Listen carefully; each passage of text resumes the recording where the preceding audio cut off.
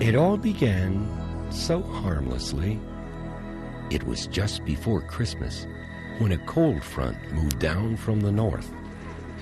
The storm delivered deep snow to the valley floors of Nevada and eastern California. In the Sierra, high winds delivered a knockout punch that closed Interstate 80 over Donner Summit.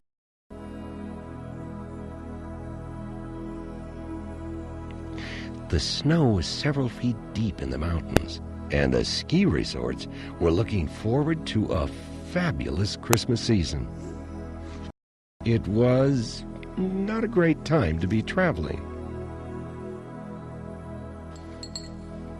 But for countless children like 6-year-old Brianna, it had been a splendid Christmas. It was only days before the new year, and the city of Reno was gearing up for a party. Downtown, lights shone brightly on the famous Reno Arch. Then, late one afternoon, the weather became unseasonably warm. Temperatures soared into the 50s and 60s as a parade of warm rainstorms began to march across the Pacific from Hawaii. The freezing level rose to 11,000 feet. Warm rain on a heavy snowpack was a recipe for disaster. Overnight, the snow began to melt.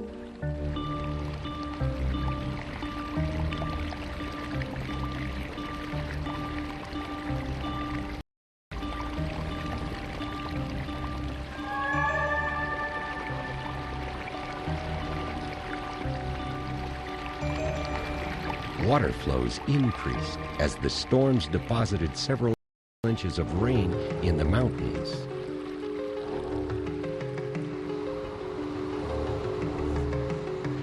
It didn't take long for the melting snow to fill the Truckee River. It was not unusual for the Truckee to be high. After several years of drought, the water was a welcome sight. Earlier, a city worker had placed a barricade along this path to warn joggers of the high water. The current had increased, and the marker was now in the river. Trees which had grown down in the riverbed were unmercifully flogged by the swift-moving current. There was a lot of flotsam coming downstream, and it was fascinating to watch as it bobbed in the water. A sewage line that spanned the Truckee had snared a large tree as it floated by. The tree was lodged tight in the cable and was pulling on the pipe. As the water level rose, the barricade showed signs of weakness. High water was nature's way of cleaning the stream bed and adding nutrients to the ecosystem. There was something irresistible about watching the high water and the drift logs as they floated past.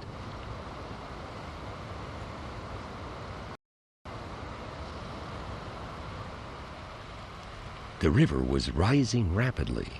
Water surged into high peaks as it swept downstream. The swift current and high water proved too much for the barricade, and over she went. Curious bystanders watched as the Truckee surged against the Lake Street Bridge in downtown Reno. 400-pound logs were rolled like matchsticks by the awesome force of the water. It was a marvel to behold. As a precaution, the bridge railings had been removed. If the water continued to rise, logs and debris would hopefully flow over the top. The Truckee was beginning to spill over the bridge. Some had forecast that this just might be one of the worst floods on record. Now, across the bridge, an older policeman was no doubt describing the time when he was in the big flood of '55. But from the looks of that river, there might soon be some new stories to tell. Reno had been no stranger to floods. In the early 1920s, again in the late 30s, and twice in the 1950s, the Truckee had rolled over its banks into the downtown area. When you build a city along the banks of a river, flooding is something to be expected periodically. These early photos provided by the Nevada Historical Society show that the Truckee could be a very treacherous river. Lifelong resident Thornton Audrain remembered when he was in the flood of '55. That morning, well, when the water started to come up, I remember going, we couldn't get across to any of the bridges. They had the old Rock Street Bridge, and then we had the V&T tracks that went across the river. And we came across, I think it was the Rock Street Bridge, and we got back up to the office, and they had sandbags. They were probably about 3.5 foot high, and it was just about level with that going by the office. We were in the old Warsaw Title, right next to the City Hall, and the YMCA across the street, and the real river was going down First Street. We found out there wasn't a heck of a lot we could do, so we decided we'd better go home. Unfortunately, we did, because about a half hour after we crossed the bridge going back, they lost it. Lost both of those bridges down at that time. Lost the V&T bridge, too? Yes. And if we'd have waited, we'd have spent a lot of time over on the wrong side of the river. So at that time, of course, we had bridges during this flood. You could get back and forth, but once we got back on the other side of the river, there was no way we could get over to help at the office or anything to clean it up, because there was the bridges were all water and gone. So there were no bridges? No bridges that you could cross, no. Everything was closed off, and the water was going over the top of them. Back on the hillsides above Reno, water was pouring down every canyon into the Truckee. The stream out of Dog Valley in Verdi had become a rushing torrent of rain and snow water. Now, back down in Reno, the river continued to rise. The temperature was balmy. There was no indication of the torrential rains that were falling in the mountains. The Sierra Street Bridge, shown here in the center, was in the process of being reconstructed, but it looks as if the floodwaters had sheared the bridge in half. Forecasters were saying that the river could crest 5 feet above the high water mark. The gazebo in Fisherman's Park was already flooded as the water spread over the flat ground, and it looked like the Reno Hilton might have a serious problem. Downstream, the industrial area in Sparks was beginning to show the effects of the runoff as water crept quietly up along the streets near East Glendale Avenue. It would get a lot worse before it got better. The current was growing increasingly restless. On the tip of Wingfield Park, the water packed limbs, bark, boards, and God knows what all into a big pile. Curious onlookers walked the alley along the river on the north bank. The river had not yet begun to wreak its havoc, so the mood of the crowd was light and inquisitive.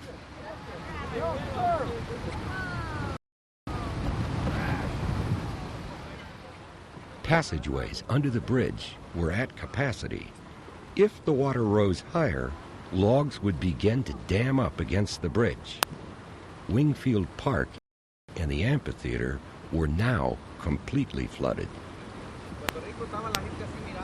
It would be some time before anyone slept on this park bench or crossed the river on that pedestrian footbridge.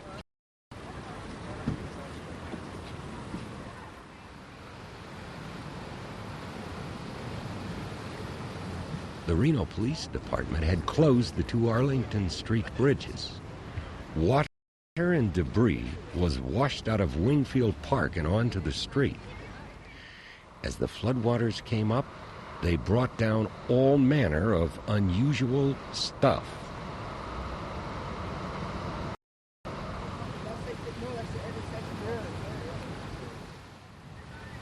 And then it began to rain. It was a cinch. We didn't need any more water. Riverside Drive already looked like a river. Firemen worked to clear broken tree limbs that had snapped in the cottonwoods that overhung the street. The water was coming up fast, and it was extremely cold from the melted snow. Looking east toward the Arlington Towers, the river was still well within its banks, but anymore, and it would spill into the side streets. Emergency crews were everywhere, but there was nothing they could do to stop the flow of the river.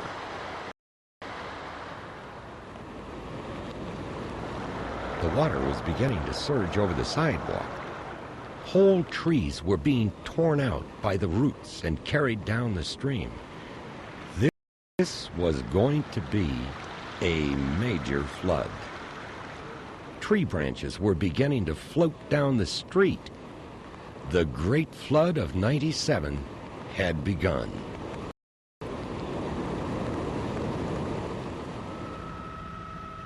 In Verdi, the Truckee was touching the road at River Bend. Streets were already underwater as the warm rain continued to hammer the snowpack in the Truckee Canyon. The sheriff's office closed the truss bridge that led to Dog Valley. Picnic tables in Crystal Peak Park were well underwater, but the river was nowhere near its crest. The wind was blowing, rain was falling. It was going to be a massive flood. As the river came out of its banks, it first claimed the low ground next to the channel. Many of these trees would be toppled by the combination of high wind and surging water.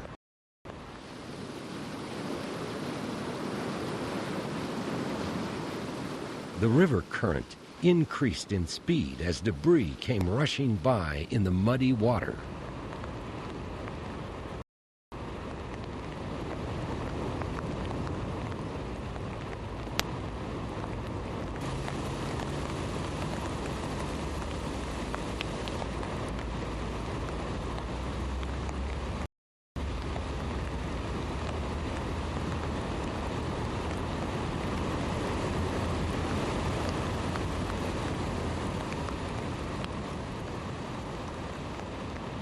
Down under the bridges, water slammed with raging force into the concrete supports.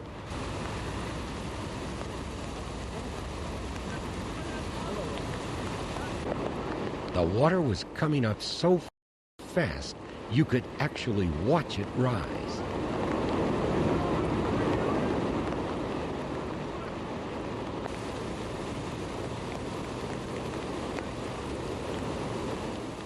Higher up the canyon at Farad, rain was falling in sheets.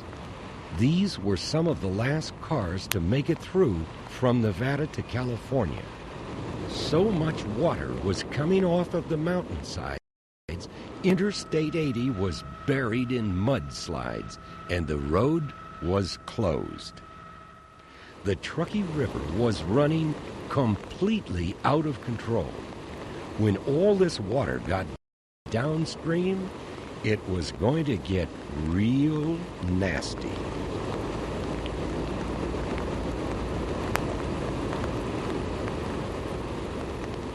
Truckloads of sandbags were being brought downtown. Lines were drawn to keep people back from the raging waters. The Holiday Hotel threw up a Maginot line of sandbags across the front entrance doors. And not since Clark Gable and Marilyn Monroe shot the Misfits in the 1950s had Harrah's closed its doors. Not, that is, until the flood of '97.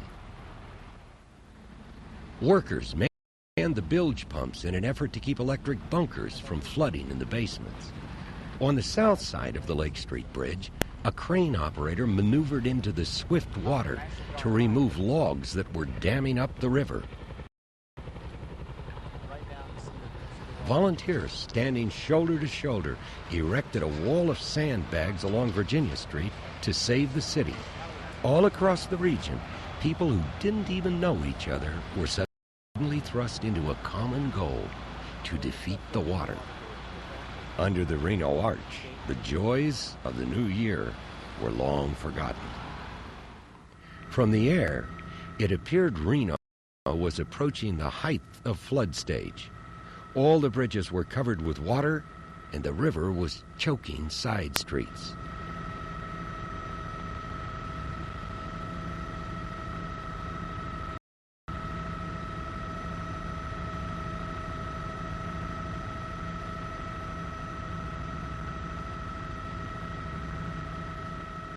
Air traffic came to a halt as floodwaters covered the runways at the Reno-Tahoe International Airport.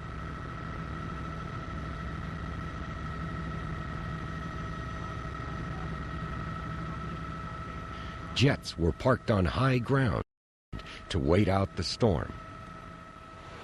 Highways were closed. The airport shut down. Even rail traffic came to a standstill. It was turning out to be one of the worst catastrophes of the century.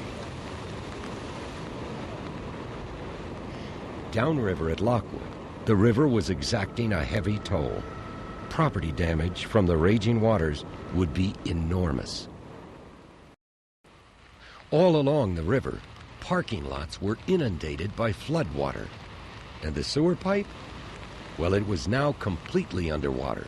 The concrete pier on the north side had failed, and the pipe was pulled under by the heavy current.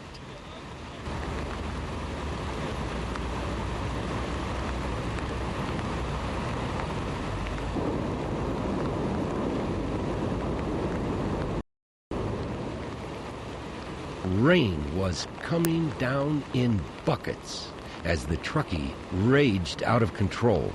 The ground was absolutely saturated. There was no place for all the water to run except downhill. Overhead, emergency helicopters were everywhere. If rescue was needed, the choppers were ready. Logs, tires, items of every description were swept downstream by the floodwaters.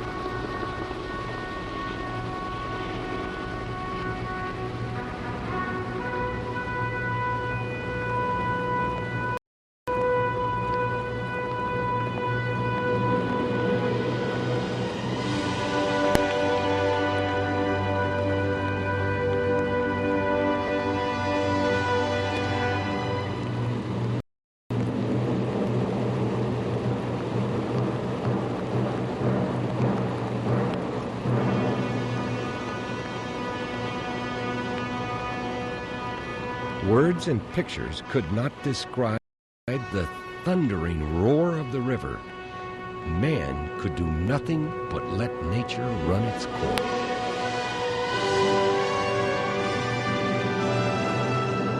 The skies were dark. The river was high. All of creation shuddered in fear under the enormity of the water. And then, as if by the hand of God, the rain stopped.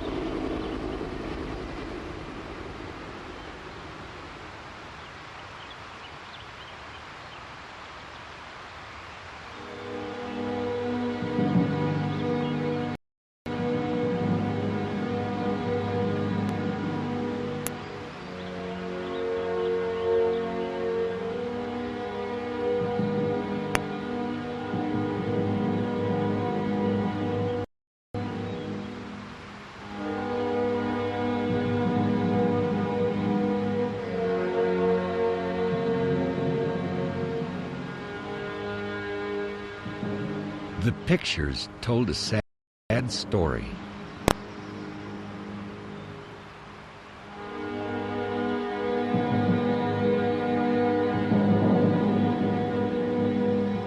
From Wingfield Park on the west, all the way down to the east, First Street had become a river. An orange balloon, left over from New Year's Eve, danced in the water in front of the old Mapes Hotel. Symbolism and irony draped every street corner.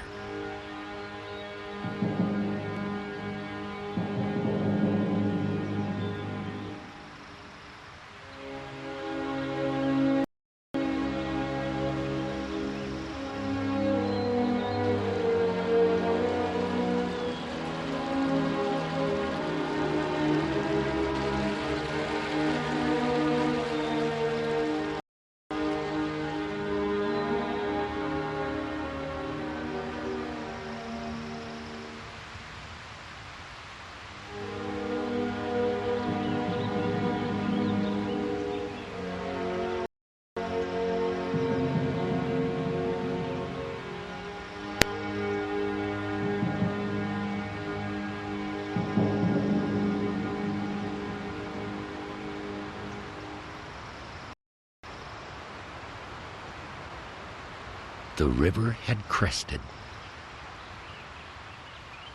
In every direction, Virginia Street was flooded.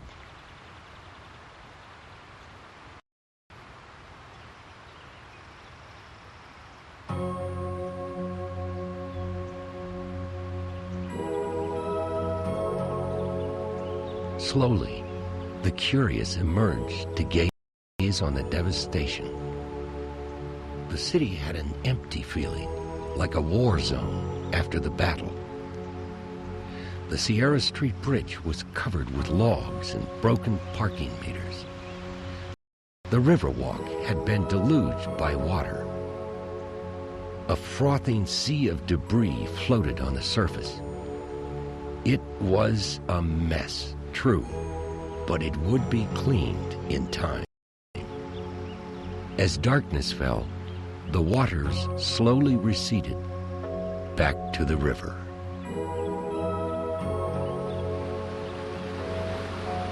Nature and the Truckee River had given Reno and Sparks its best shot, but the people in their cities would survive.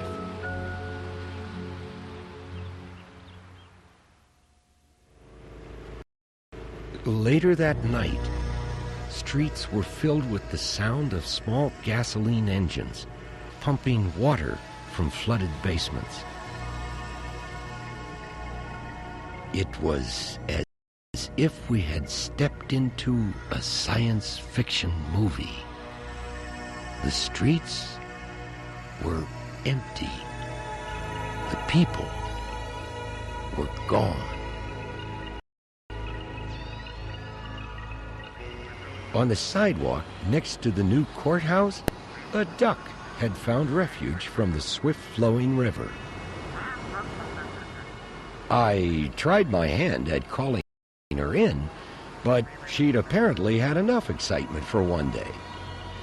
City crews were already hard at work cleaning the drains. Power was off, and the Arlington Towers was black. But not all of Reno was flooded. Her famed bright lights still shined brightly through the darkness.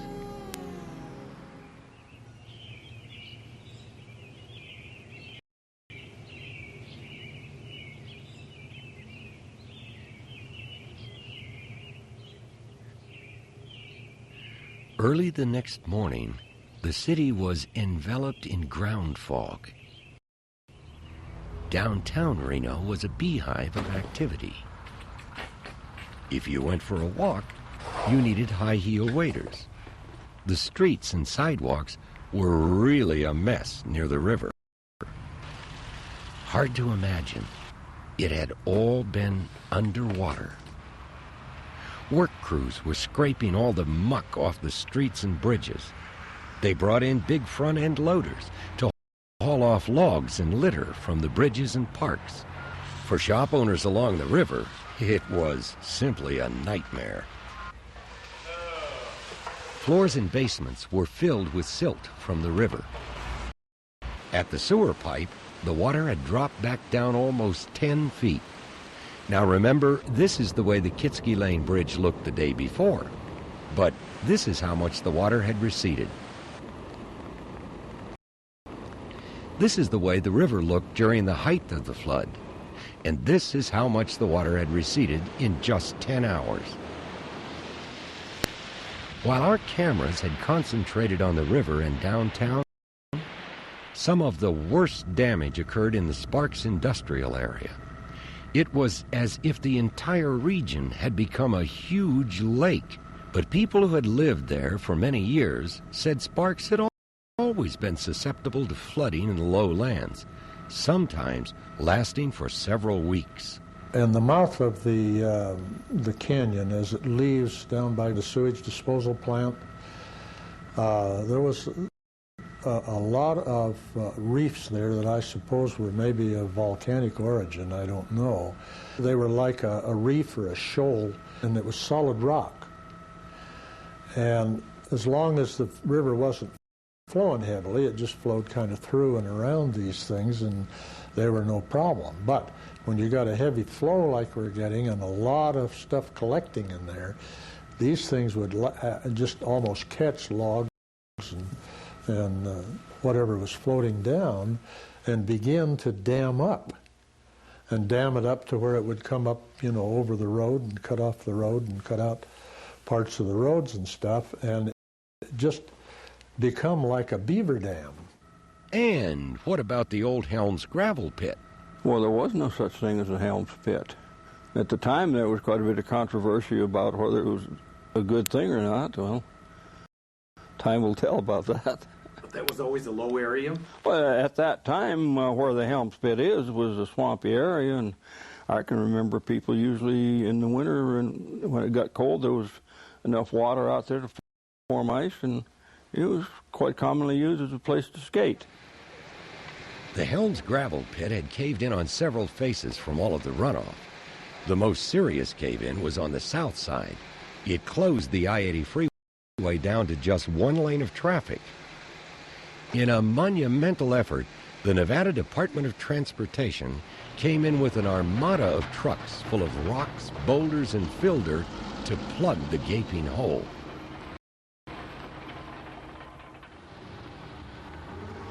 Many of the surface streets in the industrial area of Sparks were still flooded.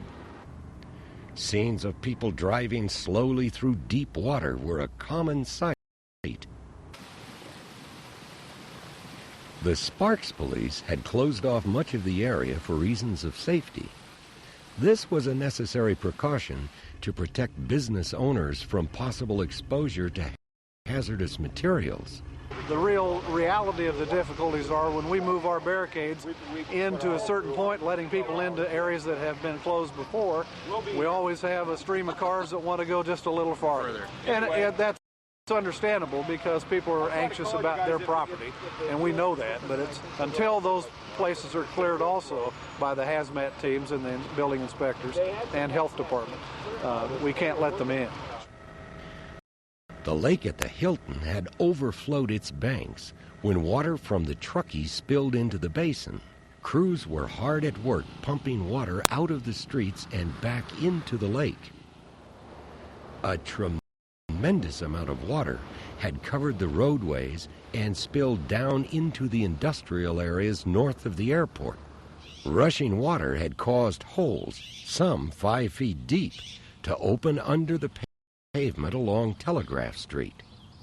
While damage and business losses were serious in Sparks, I was not prepared for the spectacle of tragedy and personal loss in the Lockwood area. They said that we were going to have a flood. I said I wasn't going to leave till I had to wade out of here. That's what happened. I did. had to wait out. Pretty much. When the water got to the back of my house, it was also starting to come over the top of the road here. And I had my son to think about. Sure. He's wondering if he gets new bike, new toys, and what have you. Stuff. Because all that got destroyed? Yeah. Well, probably had stuff in the yard, you know. The Truckee River had ripped through this trailer park with a vengeance. Damage to possessions and homes was catastrophic.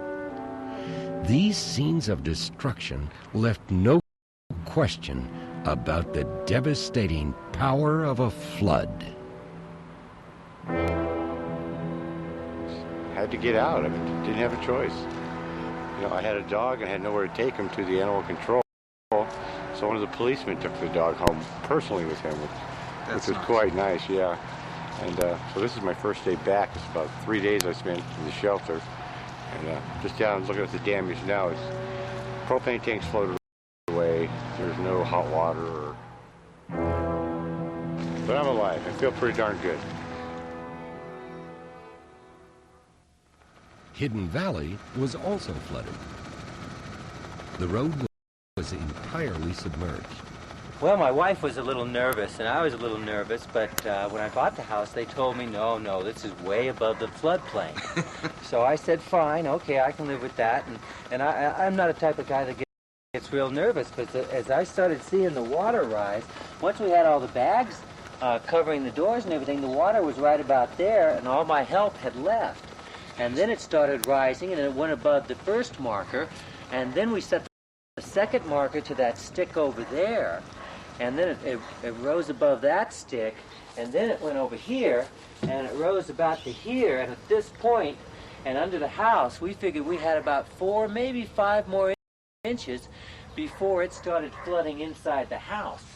And we had stored all of our furniture up on top of other furniture, and I just never seen anything like it. I've never been in a flood like this before. Down the river at Wadsworth, cows watched from high ground as the Truckee rolled through town. Farther to the south, Washoe Valley had its own problems. They closed the US 395 freeway through Washoe Valley. The problem was at Winter's Ranch, where a creek running over the highway undermined the roadbed. Ophir Creek had also spread over the old highway just north of Bowers Mansion. Traffic was rerouted around East Lake Boulevard. Washoe Lake was full right up to the edge. Trees that were once on the shoreline were now in the water. As the rain stopped and the temperatures got colder, both Slide Mountain and Mount Rose got a fresh blanket of snow. In Carson City, they had to deal with mud and water that flowed out of the canyons. The Carson Mall was buried in several feet of muck and water. Work crews tried to remove the mud, but it was almost like chasing a greased marble inside of a bowl of Jell-O. On the east side, near Deer Run Road, the Carson River had formed a lake in its own right, much as the Truckee did in Sparks.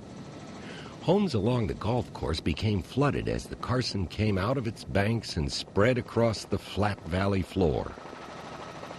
The Carson crested a day after the Truckee, so it was still quite high as it breached this long roadway.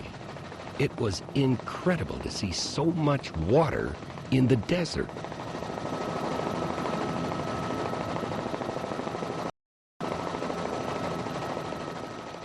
Our pilot, John Kelly, flew down the narrow walls of Brunswick Canyon.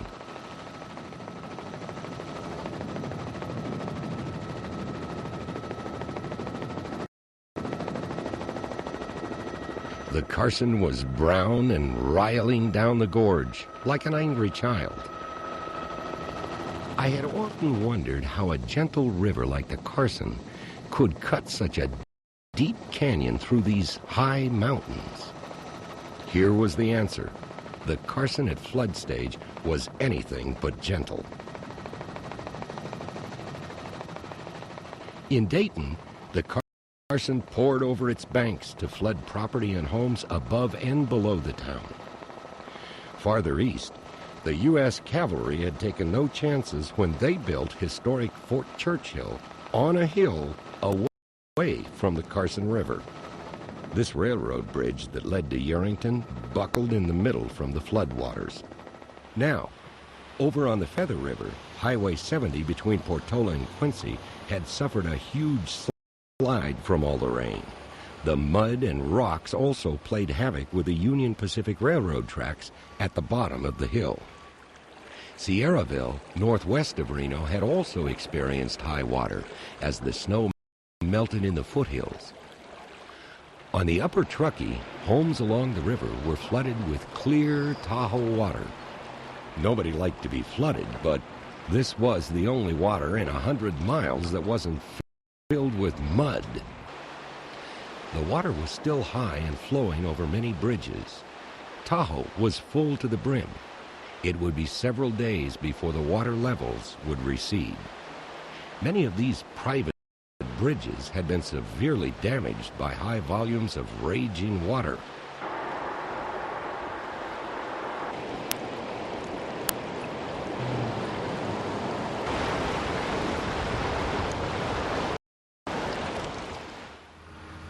In Squaw Valley, a mountain of mud had crashed down the hill and past this home. The canyon walls at Squaw Valley had always been prone to mudslides, especially on the north side. I ran back into the house to put on my boots, and as I am, my buddy's yelling, "Check this out." We run out to the window here and look over the side, and as this river of mud comes flying over the side, it took this 600-gallon propane tank that was anchored to this tree by heavy rope, snapped it like twig, and it hurtled all the way down towards that house down there on the top of this thing like a ping pong ball. And at the last moment, with gas spewing out the whole time, you could see the fumes coming out. And at the last moment, it banked off into the crevasse there and rolled right onto Lanny Lane and came out on the street. The front loader guy who just, came down and said, "Hey, I need you," and didn't even ask, and brought his big truck down to help me out and clear a channel here so the water could flow off and not come into my house. He's got, beer for life for me. On the west side of Truckee, Donner Creek came down the canyon and flooded this shell station with water and several feet of silt. It undermined the highway and took out several big trees. Back in Carson Valley, the river had spread out over a broad plain. Here, it was over a mile wide. This yellow house was caught in the middle of the river. Were we flying over Michigan, all these lakes and water would be expected. But we were on the edge of the desert. No wonder it was being called the flood of the century. Coming up on our left was where the Carson River usually crossed under US 395 south of Carson City. But it was plain to see that Carson was now flowing wherever it pleased. US 395 was closed. Southbound lanes were under 4 feet of floodwater, and there was no end in sight.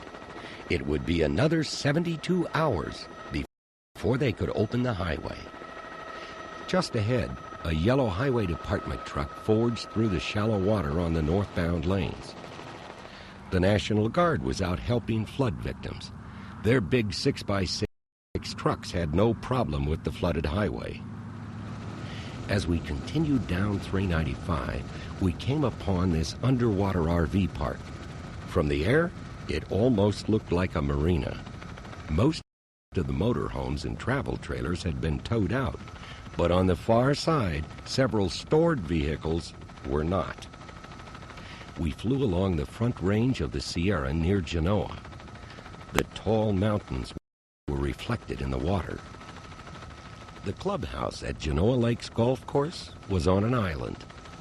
The golf course had been built in the lowlands near the Carson River, but today, the golf course itself was one big water hazard. John Kelly sat down in the fast lane on 395. There was little danger from oncoming traffic. People were walking where cars normally travel 65, 70 miles per hour. The Nevada Highway Patrol had closed off the highway. Traffic was halted, turned around, and sent back to dry ground. Unlike the Truckee, which came dashing down the mountain, the Carson's flow was deceptively placid. In spite of man's vast technology and know-how, there was nothing he could do but watch the river flow. Farther up the valley, The East Fork of the Carson had roared out of the mountains with a vengeance. It was hard to imagine the peril for anyone or anything caught in those icy, snow-fed waters.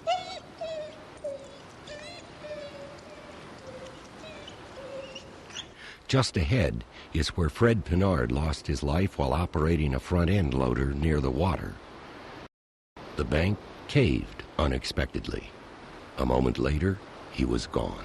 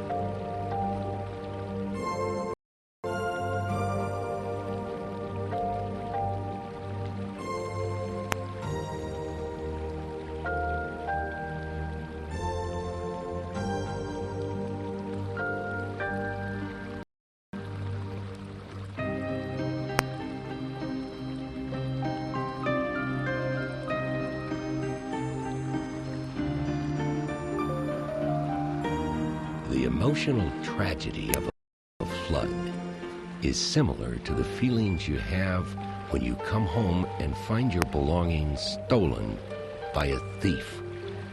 You're angry, but there's no way to vent your frustration.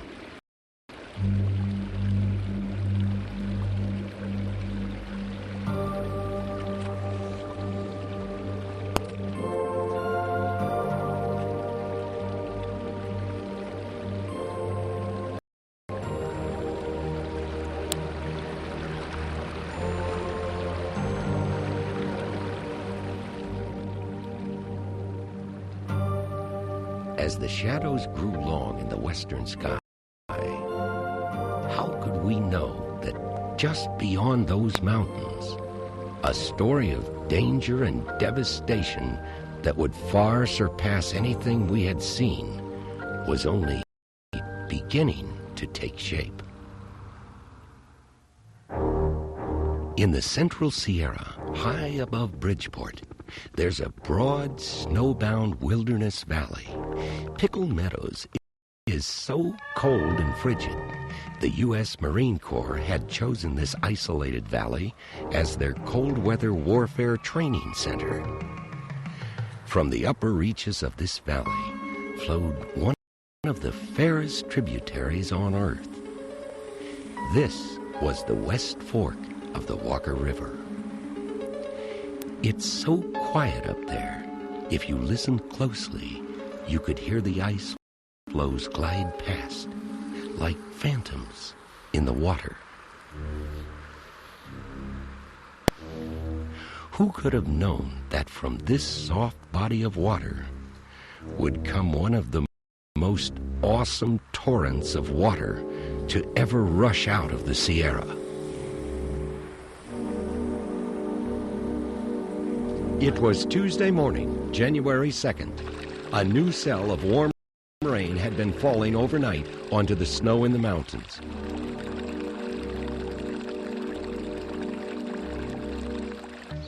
In Colville, California, residents had not yet taken down their Christmas decorations when the water began to flow off the Sierra and through the streets.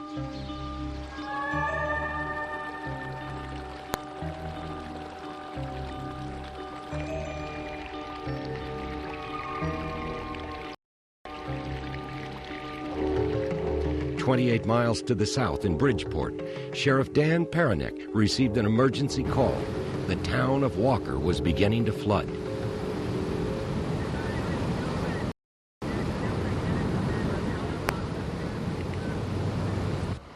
Together with investigator John Daniels, the two men drove their four-wheel drive patrol car north along Highway 395 through the Walker River Canyon toward the town of Walker.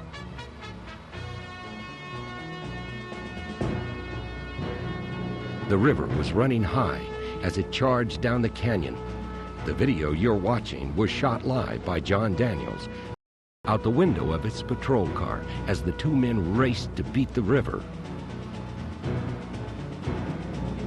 Caltrans had informed Sheriff Peronick that the road was down to one lane and the river was threatening to flood over the highway.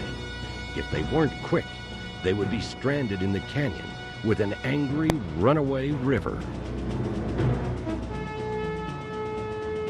Where peaceful pine forests and camping spots once stood, now raged the devil's own madness. They say the roar of the water and the thunder of big boulders rolling down the river made a sound like no man had ever heard. In places, water was already undermining the roadway. It was hard to imagine, but in a few hours, the level of the Walker would rise several more feet through this canyon. At one of the hairpin turns, Peronick and Daniels pulled off the road to videotape the water.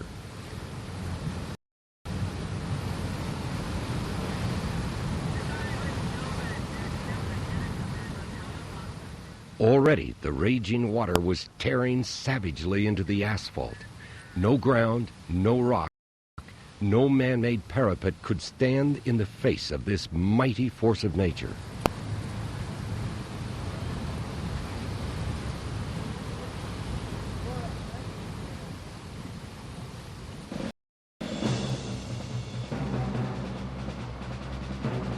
The men were two of the last to make it out of the canyon. It had been forecast that this river had the potential to rise another 8 feet.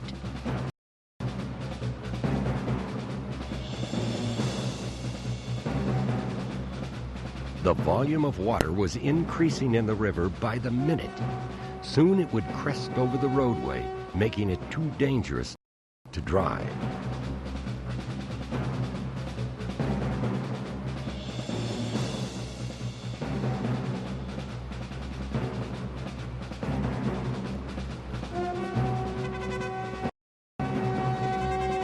What was about to happen in the Walker Canyon was annihilation.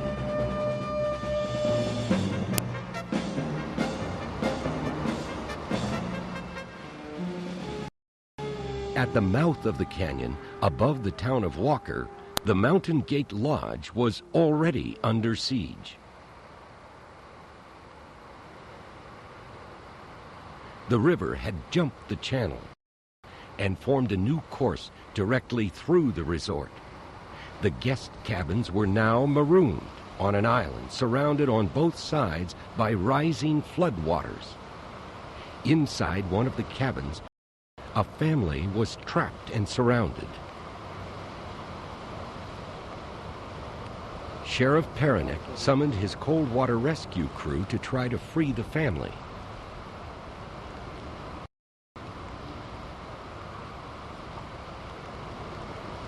The water was so swift, it was impossible to move the vehicles or to get the family to safety.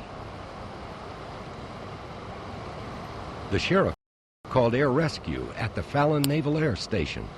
If the weather broke, they'd try to fly in a rescue helicopter. This video was shot by Mountain Gate resident Vince Gadagno. He had the sad plight of shooting this home video as the river tore apart his retirement paradise. The river continued to rise. The garage gave way to the current. The awesome force of the water blew the van out through the back wall of the garage and buried it in the trees under several feet of silt. As the afternoon wore on, the river continued to rise. By a miracle, the Navy rescue helicopter made it through the storm and arrived at Mountain Gate. And then, hovering above the rooftop of a small guest cabin, the Navy lowered a basket and plucked the frightened occupants to safety. Meanwhile, a mile down the road, the small resort town of Walker was about to suffer tragedy of epic proportions. Once again, the powerful surging water had jumped out of the stream bed.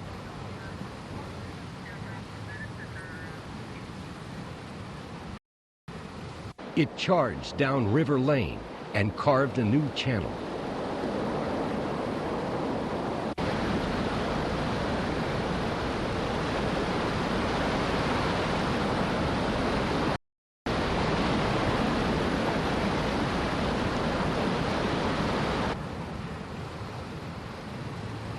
The driving force of the raging waters took everything in its path.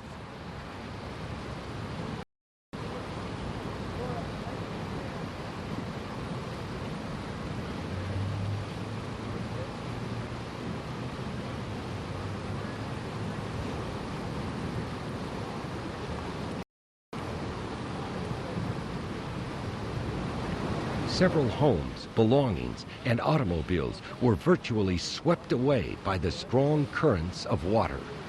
It was the worst natural disaster in the recorded history of Mono County.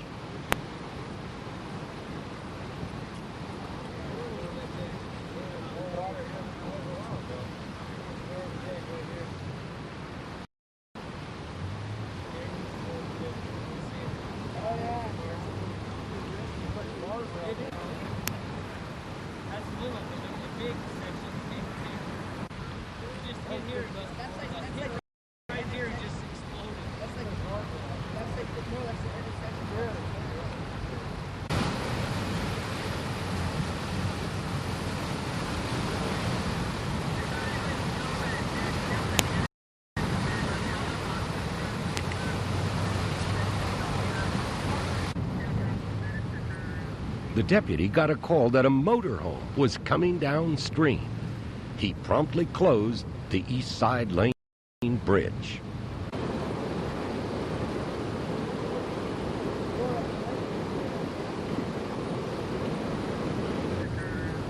Never had the Walker River run so wild.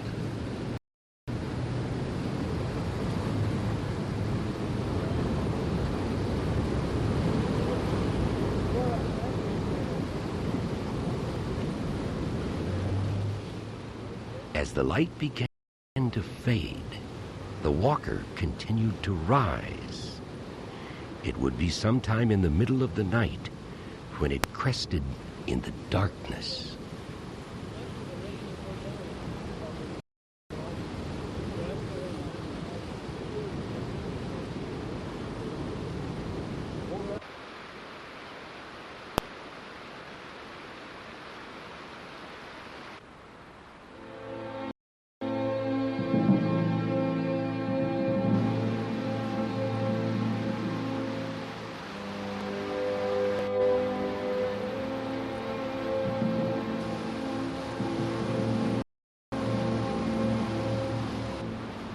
The devastation was hard to comprehend, especially in such a small community.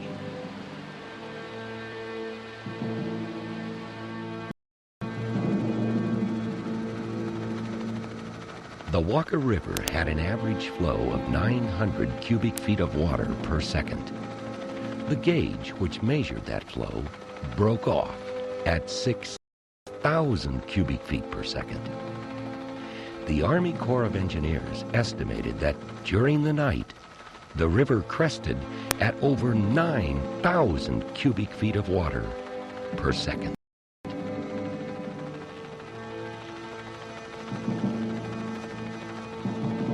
Over 30 homes lost. More would be condemned and torn down. Residents went back to pick up the pieces of their lives. For some, only the foundations remained. There was nothing left to pick up. What it boils down to is Mother Nature just took back what belongs to her. And there's no stopping that. You know, people have said to me, isn't there anything you guys could have done to prevent this? There's no way. This is just like a hurricane. How are you going to stop a hurricane? You can't. California Highway Patrolman Scott Russell lost everything. couple of days before this happened, I was watching the floods in Napa, and I felt sorry for the people and felt bad, thinking I understood what they were going through. But standing here now, not owning anything, absolutely nothing that I ever had before is completely gone. I can tell you, you don't know. You don't know what they're going through. You don't know what they're feeling. It's pretty tough. But it happens, you know. It's happened to a lot of people before me, and they get through it, and everybody will get through this. Sometime in the night, the walker came down around this turn and washed away the bridge, cutting the small community in half. Jeff Hines and his family were lucky. Their home was spared. This is our home.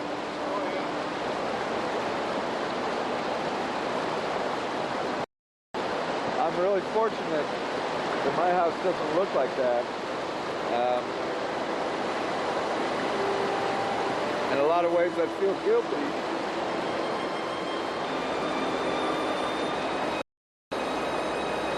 These are all good friends.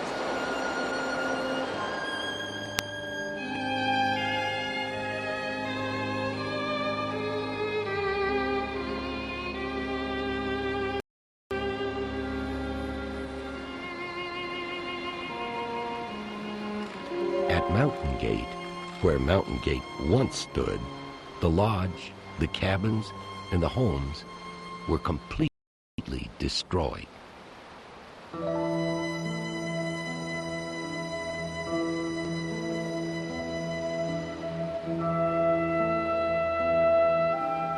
The white Jeep and the motor home that were parked near the cabins, this is what remained the next day. The motor home and the cabins were gone. Here's what remained of Vince Gadagno's home. The federal government declared Mono County an official disaster area. Residents banded together in groups. There wasn't a lot anyone could do to ease the pain of their loss. But if Ivor Evans had anything to say about it, they would survive. No loss of life, no injuries. I'm very thankful for that, thank goodness. You know, the rest is material items that can be replaced, but lives can't. And the community is really pulled together, I understand. Oh yes, they really tighten. It's too bad it takes disaster to do that, but this is a very nice community. After living here all my life, as I said, and driving that canyon for so many years, and that highway, and to see it gone, and the devastation that Mother Nature did in that canyon is just really beyond belief. To fly over that and see that highway gone, and see the mass destruction. We hadn't rounded the first turn in the road before we caught sight of an awesome spectacle. On the night of January 2nd, 1997, the West Fork of the Walker River tore a savage path through the canyon. The roar of the water and the rolling rocks must have sounded like an express train.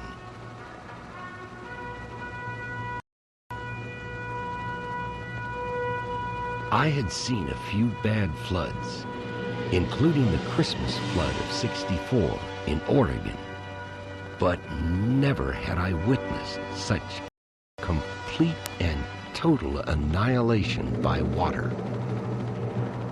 Before the flood, the river had always flowed on the left side of the canyon. Now, the river was everywhere. It was hard to fathom how wild this river must have run. It would have taken a work crew with bulldozers and dynamite months to move so many millions of cubic yards of rock and sand. The river did it for 8 miles in less than 12 hours.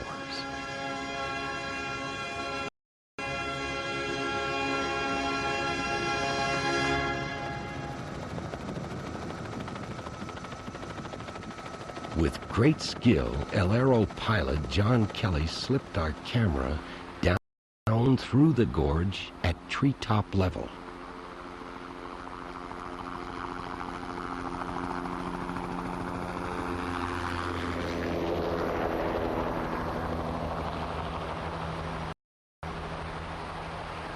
I spotted what once had been a flat stretch of US 395. It was now bounded on both sides by the river. It looked like a good place to land. So we turned about and came in for a closer look.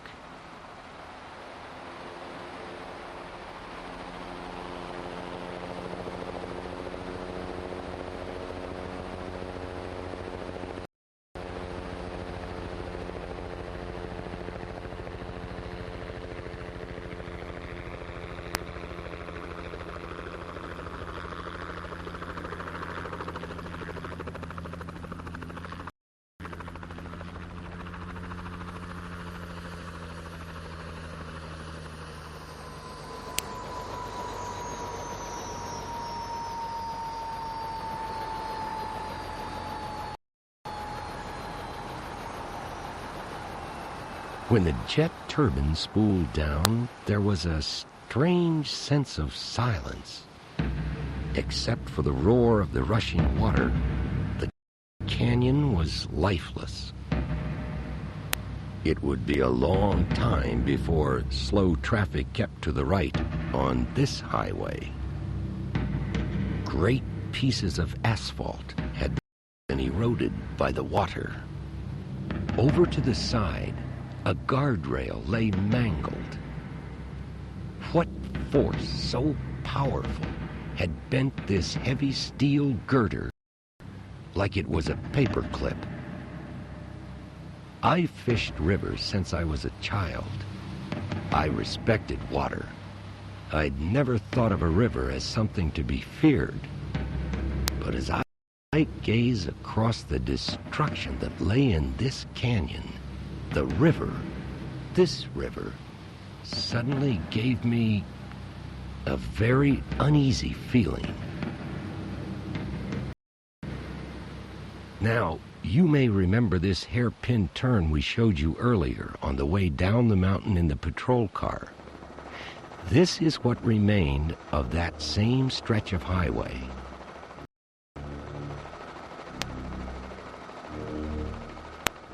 And remember when they stopped and filmed the water on this turn? Here's what the river did to the highway. It was completely gone. And look at this, a huge cut carved into the bank. All the way down the canyon, the river swept from one side to the other, weaving a deadly path of destruction. It'll take millions and millions and millions of dollars before anyone drives this canyon again. And maybe they never will. The walker continued down the mountain. When it reached the town of Wellington, it took a slice out of history, devastating this old rock house. The house next door, it was swept away. Only the front porch remained.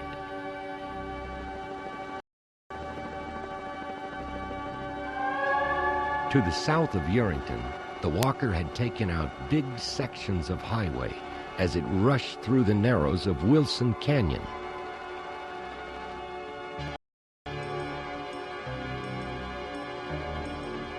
The closer we got to Yerington, the river gave no quarter. It spilled over its banks and flooded several ranches. The worst was in Yerington. Flying over a disaster area, it was hard to picture the individual tragedies of each household we saw. What had started high in the Sierra above Pickle Meadows, what had devastated the canyon in a small town of Walker, what had blasted through Wellington in the narrows of Wilson Canyon, now came to rest flooding these quiet neighborhoods of Yerington. Even through the center of town, the once raging waters of the Walker had spread out to find their mark with a deadly accuracy. For Yerington, it was a major disaster. First came the water, then came the ice as temperatures plummeted. Luckily, at 4 o'clock on Saturday, it crested, and it started seeping back then. And I can tell you what I did.